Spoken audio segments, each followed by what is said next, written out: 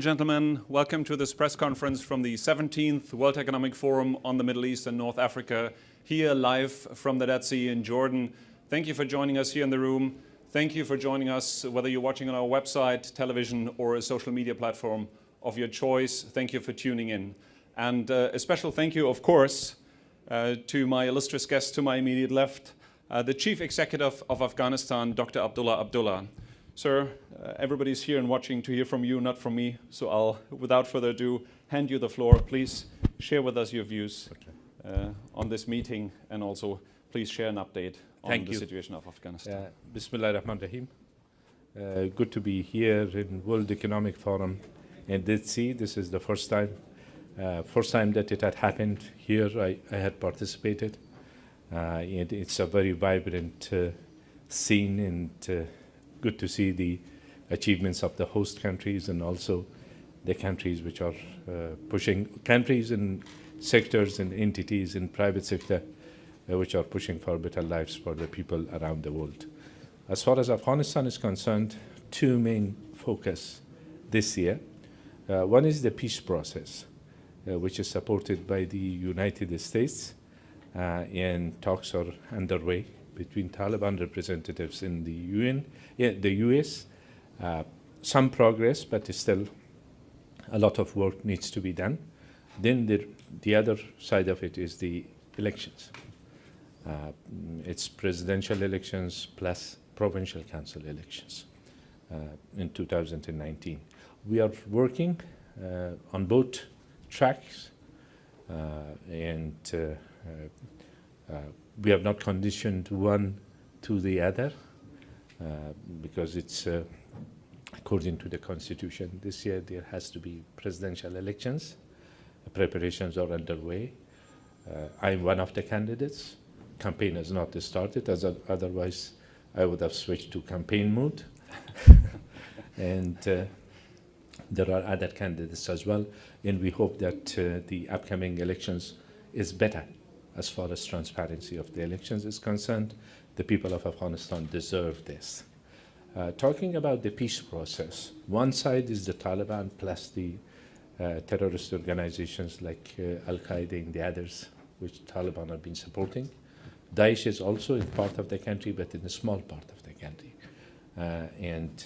So the fight in Afghanistan, the war in Afghanistan is against Daesh, Al-Qaeda plus Taliban. But now Taliban have entered negotiations with the United States. They have not yet to enter negotiations with the Afghans, with the Afghan government and others. This is the key sort of milestone. Should this happen, this will be the start of a peace process. This year, it is already 40 years since the start of the war in Afghanistan. And our people have suffered in many ways. But in the past 18 years, since the start of the engagement of the international community, things have changed. There have been lots of positive changes in the lives of the people, especially in the fields of education, democratic process, human rights, women's rights, freedom of speech, the role of the private sector, very vibrant civil society, altogether. These are things which have changed in Afghanistan, and also the role that Afghanistan is playing as a connecting bridge between South Asia and Central Asia. There have been many trade and transit agreements.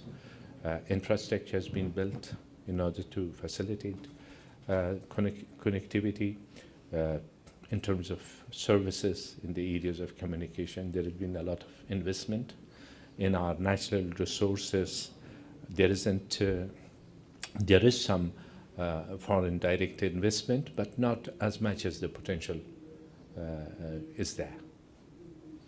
Thank you, Chief Executive. You touched on what I believe is a very important point. You mentioned education. We heard this very morning from the King of Jordan, from the UN Secretary General, the importance of including the young people in these developments. What would your message be to the young people of Afghanistan? The younger generation already, they have given us their message. Yes, and they want peace, At the same time, they want to enjoy their rights and an environment that they can achieve the potentials that they have.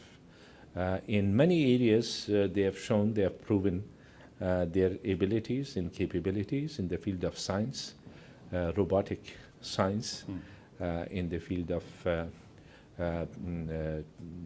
telecommunication, IT, and also they are part of the private sector in that sector as well, and they are very active also politically and social media. In the social media, they keep us accountable as the government, and sometimes they set the trend for us. Yes.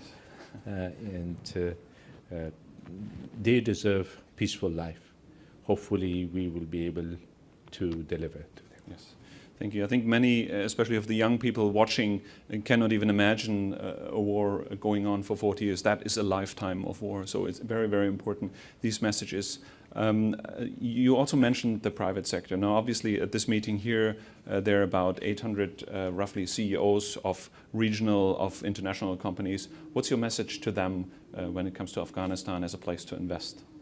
Yes, while I described the situation as a whole, but at the same time, we have developed an environment, or have created enabling environment for the private sector development. And we do consider private sector as a partner in growth, and they are playing their rightful role.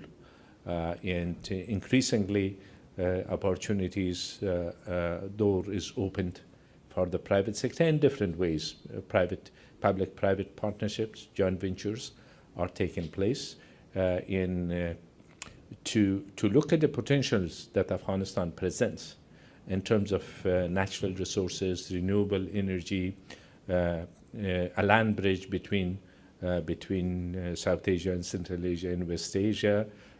I think it's time to look at it seriously in terms of the private sector, and we hope that we will see those potentials developed. Thank you very much. I know you have a very important meeting coming up. You are actually meeting the King of Jordan. His Majesty, yes. His Majesty, the King of Jordan. I'm not going to ask you what you will discuss with him. That's between you and His Majesty. But the World Economic Forum as an international organization, what would your homework be to us to tell people in the world about Afghanistan? First of all, about Jordan and the leadership by His Majesty King Abdullah II in a challenging environment, in challenging times. His Majesty has presented a model of peaceful coexistence, and also utilizing the maximum potentials which are there in the interest of the people, but not just the people, but the region and beyond that. I would say one of the themes of today's discussions was this human resources in younger generation. We saw today, we listened to the two young Jordanians, which were presenting the face of their country to the world. We have these examples in our country. The country has potentials for investment in natural resources, energy, renewable energy, as well as services. And also, it has a great potential for tourism when times comes. So it's important that we see the opportunities as they are, though the challenges sometimes might prevent us from looking at it thoroughly, but the opportunities are there. Yes. And at that point, I want to invite everybody who's watching online and watching maybe on YouTube, go and search for the Afghan Women's Orchestra. They were wonderful stars in the annual meeting in Davos 2 years ago, wonderful ambassadors for this great country. And with that, and mindful of your full schedule, thank you very much, Chief Executive. Thank you very much for being here in the room, and thank you very much for watching.